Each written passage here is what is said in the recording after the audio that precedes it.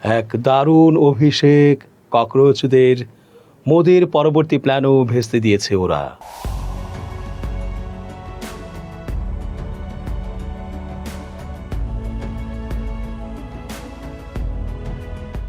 আসসালামু আলাইকুম দর্শক, কেমন আছেন?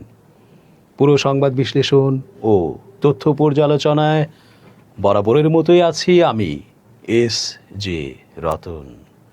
শেষ পর্যন্ত দেখতে থাকুন আজকের পর্বটি। চেঞ্জ টিভির আন্তর্জাতিক চোখ, আপনাদেরই অনুষ্ঠান। মোদির সামনে আর সুদিন নেই। ককরোচকে হয়তো সাময়িকভাবে থামাতে পেরেছে, কিন্তু ককরোচদের যে দারুণ অভিষেক ঘটল তা মোদির জন্য মরণকে যেন সামনে এনেছে।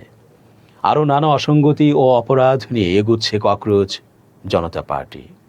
এক আন্দোলনেই মন্ত্রিত্ব থেকে কান ধরে বের করে দিয়েছে এই পার্টির তরুণরা। মোদি অনেক চেষ্টা করেছিলেন পদত্যাগী শিক্ষামন্ত্রীকে যেন অন্তত মন্ত্রিসভায় রেখে মোদির স্বার্থ সমুন্নত রাখতে পারে, কিন্তু মোদি পারলই না।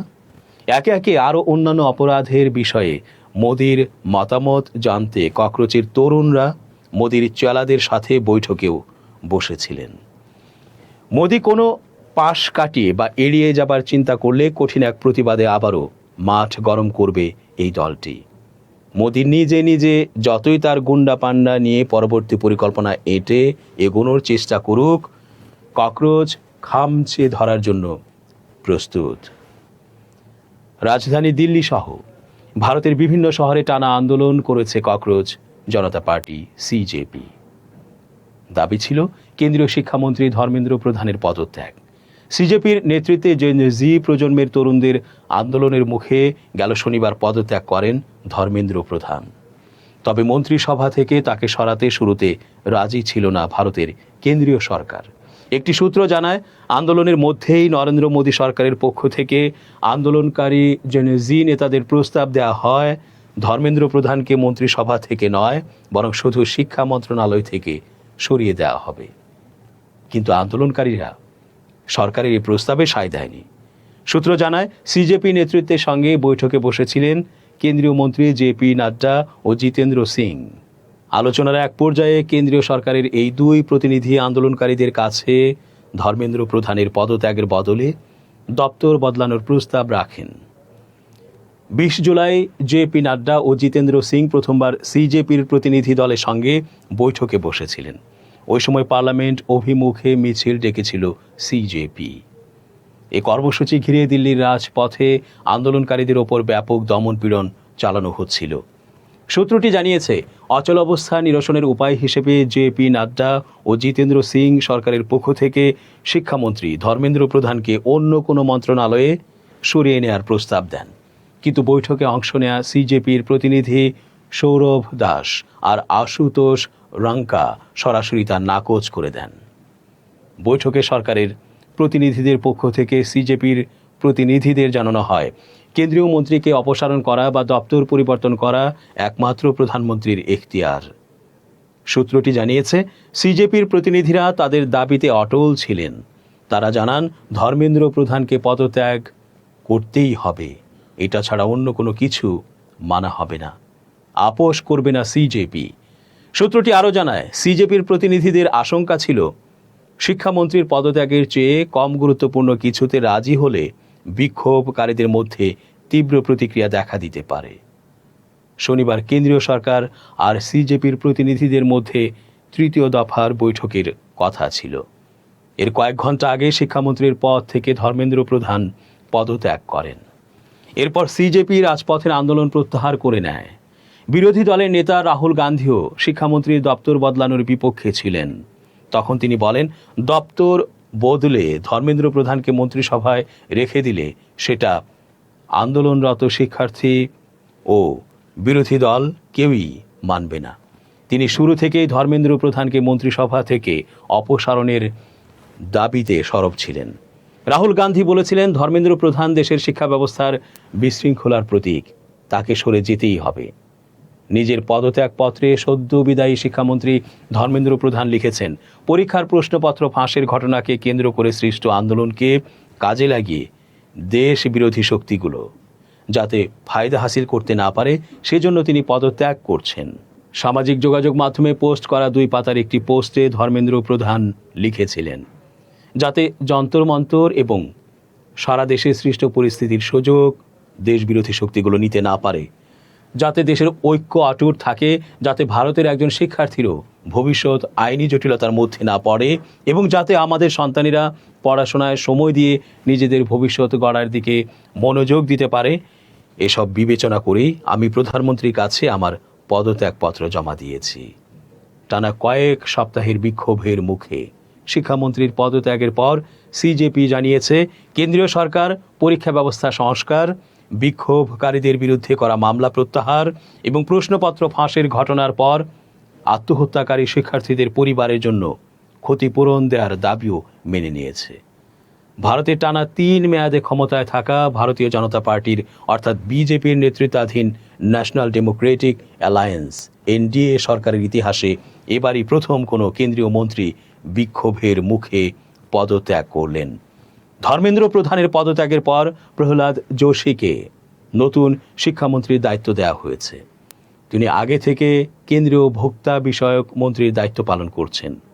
বিজেপির তেরেঙ্গা মিছিল, এদিকে দেশের শান্তিরক্ষা ও সার্বভৌমত্ব নিয়ে দেশ বিরোধীদের ষড়যন্ত্র নস্যাৎ করার দাবি নিয়ে সোমবার কলকাতায় বিজেপি তেরেঙ্গা মিছিল করেছে। মিছিলে কোনো প্ল্যাকার্ড বা ব্যানার ছিল না। মিছিলকারীদের হাতে ছিল ভারতের তেরঙ্গা পতাকা। 2টি তেরঙ্গা মিছিলের একটি বের হয় শিয়ালদহ থেকে, শেষ হয় ধর্মতলা ডরিনা ক্রসিংয়ে। দ্বিতীয় মিছিলটি বের হয় দক্ষিণ কলকাতার গোল পার্ক থেকে, শেষ হয় ধর্মতলার ডরিনা ক্রসিংয়ে। এতে বিজেপির বিপুল সংখ্যক নেতাকর্মী অংশ নেন। মিছিল থেকে দাবি তোলা হয়, এখন যারা দেশ বিরোধী কাজে লিপ্ত তাদের অবিলম্বে গ্রেপ্তার করে আইনের মুখোমুখি করতে হবে। শিক্ষামন্ত্রীর অপসারণ আন্দোলন ঘিরে দেশ বিরোধীরা যেভাবে মেতে উঠেছে তাদের ক্ষমা করা হবে না। দেশ বিরোধী ও ষড়যন্ত্রকারীদের অবিলম্বে গ্রেপ্তার করে শাস্তি দিতে হবে। উল্লেখ্য, প্রশ্নপত্র ফাঁসের প্রতিবাদ এবং কেন্দ্রীয় শিক্ষামন্ত্রী ধর্মেন্দ্র প্রধানের পদত্যাগের দাবিতে বাম ছাত্র সংগঠন ও ককরোচ জনতা পার্টি সিজেপি গেল শুক্রবার কলকাতায়ও বিক্ষোভ করে। এক পর্যায়ে ধর্মতলায় ডরিনা ক্রসিং এলাকায় পুলিশের সঙ্গে তাদের সংঘর্ষ হয়। এ সময় কয়েকজন সাংবাদিকও আক্রান্ত হন। ওই ঘটনায় কলকাতার হেয়ার স্ট্রিট থানায় 6টি এবং এন্টালি থানায় একটি মামলা হয়েছে। মামলায় বিতর্কিত গুন্ডা দমন আইনের ধারা যুক্ত করা হয়েছে। এসব মামলায় ইতিমধ্যে কয়েকজন বিক্ষোভকারীকে গ্রেপ্তার করেছে পুলিশ। প্রশ্নপত্র ফাঁসের প্রতিবাদে সম্প্রতি বিক্ষোভের সময় পশ্চিমবঙ্গের কলকাতায় সাংবাদিকদের ওপর হামলার ঘটনা ঘটে। ওই ঘটনার প্রতিবাদে সোমবার কলকাতায় মিছিল করেছেন সাংবাদিকেরা। মিছিলে Kolkata press club, Indo Bangla press club সহ রাজ্যের 46টি প্রেস ক্লাবের সদস্যরা অংশ নেন। বেলা 2টার দিকে কলকাতা প্রেস ক্লাবের সামনে শুরু হয় প্রতিবাদ মিছিল। এতে পা মেলান অনেক সাংবাদিক, যোগ দেন প্রিন্ট ও ইলেকট্রনিক মিডিয়ার সাংবাদিকেরা মিছিল নিয়ে ধর্মতলার ডরিনা ক্রসিংয়ে অবস্থান নিয়ে সাংবাদিক নিগ্রহ বন্ধ ও তাদের নিরাপত্তা জোরদারের দাবিতে বিভিন্ন স্লোগান দেন। তারা কলকাতা সহ পশ্চিমবঙ্গ রাজ্যের সাংবাদিকদের নিরাপত্তা নিশ্চিত করার জন্য রাজ্য সরকারকে প্রয়োজনীয় ব্যবস্থা নেওয়ার দাবি জানান। টানা 37 দিনের আন্দোলনে শিক্ষামন্ত্রী ধর্মেন্দ্র প্রধানকে পদত্যাগে বাধ্য করানোর মাধ্যমে রাজনীতির মাঠে ধামাকা অভিষেক হয়েছে ককরোচ জনতা পার্টি সিজেপির। তবে আন্দোলনের আগে পরে তাদের আচার আচরণ, কথাবার্তা নিয়ে ব্যাপক বিতর্ক সৃষ্টি হয়েছে। একের পর এক ঘটনায় সিজেপিকে সমালোচনা সইতে হচ্ছে। সিজেপির নেতাকর্মী সমর্থকদের আচরণ, কথাবার্তাকে অসংবেদনশীল বলে সমালোচনা করছেন অনেকেই। 20 জুলাই আন্দোলনের উত্তাল সময়ে প্রকাশ্যে বার্গার খেয়ে পদ হারিয়েছেন সিজেপির সাবেক মুখপাত্র বিজেতা দাহিয়া। তাদের স্লোগানের ভাষা ও সোশ্যাল মিডিয়ার পোস্টকে বমি আমার মত বলে সমালোচনা করেছেন অভিনেত্রী ও বিজেপি সাংসদ কঙ্কনা রানাউত। এবার সিজেপির নেতাদের সাফল্য উদযাপন ও নাচানাচির ভিডিও ক্ষুব্ধ করেছে তাদের নেতা ও শুভাকাঙ্ক্ষীদেরও।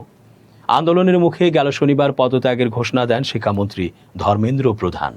সেদিন রাতেই দিল্লির একটি হোটেলে নেচে গিয়ে কেক কেটে সাফল্য উদযাপনের পার্টি করেন সিজেপির নেতারা। পার্টিতে সিজেপির অন্যতম মুখপাত্র সৌরভ দাস সহ কেন্দ্রীয় নেতারা উপস্থিত ছিলেন। পার্টির ভিডিও সামাজিক যোগাযোগ মাধ্যমে ছড়িয়ে পড়লে সমালোচনার ঝড় ওঠে। সিজেপির আন্দোলনে সংহতি প্রকাশ করে টানা ২৬ দিন অনশন করা অ্যাক্টিভিস্ট সোনম ওয়াংচুকও উদযাপনের স্টাইল পছন্দ করেননি।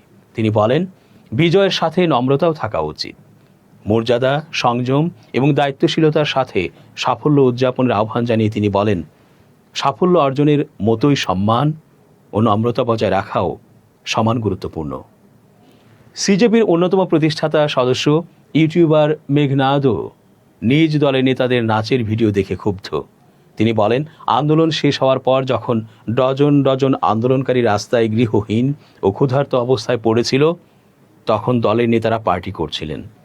ইনস্টাগ্রাম পোস্টে মেঘনাদ জানান যে তিনি এবং আরও কয়েকজন মিলে সেই সব ডজন ডজন আন্দোলনকারীদের খাবার ও যাতায়াতের ব্যবস্থা করেছেন, যারা সিজেপি নেতাদের সাথে 1 মাসেরও বেশি সময় ধরে যন্তর মন্তরে ক্যাম্প করছিলেন। পার্টির ভিডিওটি নিয়ে মেঘনাদ লেখেন, আমি ভোর 4টার সময় এটি দেখেছি। আমি এবং আরও কয়েকজন গত 2 দিন ধরে নিজেদের টাকা দিয়ে সিজেপির ফেলে যাওয়া এবং ক্ষুধার্ত স্বেচ্ছাসেবক ও আন্দোলনকারীদের বাড়ি পাঠানোর ব্যবস্থা করেছি। আমি কিছুই বলতাম না, কিন্তু এই ভিডিওটা দেখার পর আমার প্রচণ্ড মাথা গরম হয়ে গেছে। সিজেপি নেতাদের উদ্দেশ্যে মেঘনাদ বলেন, যখন আপনারা পার্টি করছিলেন তখনও দিল্লির রাস্তায় 70 জনেরও বেশি আন্দোলনকারী ও শিক্ষার্থী ক্ষুধার্ত অবস্থায় পড়েছিল, কারণ আপনারা তাদের তোয়াক্কা না করার সিদ্ধান্ত নিয়েছিলেন। অভিনন্দন সিজেপি, শেষ পর্যন্ত আপনারাও অন্য আর 10টা সাধারণ রাজনৈতিক দলের মতোই হয়ে গেলেন। তবে সাফল্য উদযাপনের স্টাইলের পক্ষে সাফাই গিয়েছেন সিজেপির মুখপাত্র সৌরভ দাস। বলেন, আমরা যতদিন প্রয়োজন রাস্তায় বসে থাকতে পারি, আমরা নাচতে নাচতে প্রতিবাদ করতে পারি, আবার কোল্ড কফিতে চুমুক দিতে দিতেও দল গোছাতে পারি। তিনি বলেন, এই প্রজন্মটা ঠিক এমনই, আত্মবিশ্বাসী, সৃজনশীল, স্থিতিস্থাপক এবং এদের কোনো নির্দিষ্ট ছাঁচে ফেলা সম্ভব নয়। তিনি আরও যোগ করেন যে সরকার এবং কিছু টেলিভিশন সঞ্চালক আসলে জেন জি এবং তরুণ প্রজন্মের ভাষাই বোঝেন না। সৌরভ বলেন, আঙ্কেল আর আন্টিরা অভিযোগ করতেই পারেন, তাদের আমাদের সহ্য করেই চলতে হবে। তিনি দাবি করেন, সে রাতের পার্টিটি আসলে স্বেচ্ছাসেবকদের সঙ্গে একটি মিলন মেলা ছিল, যাদের আন্দোলনের নেতারা সম্মান জানাতে চেয়েছিলেন। তিনি বলেন, দুর্ভাগ্যবশত আমাদের নাচের দৃশ্যগুলো সামনে চলে এসেছে, কিন্তু তার আগে প্রতিটি স্বেচ্ছাসেবকের সঙ্গে আমাদের মন খোলা কথাবার্তা হয়েছিল।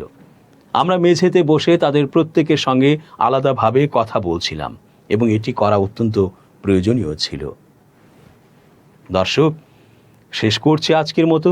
এতক্ষণ ধৈর্য ধরে পুরো আয়োজনে থাকার জন্য অনেক ধন্যবাদ।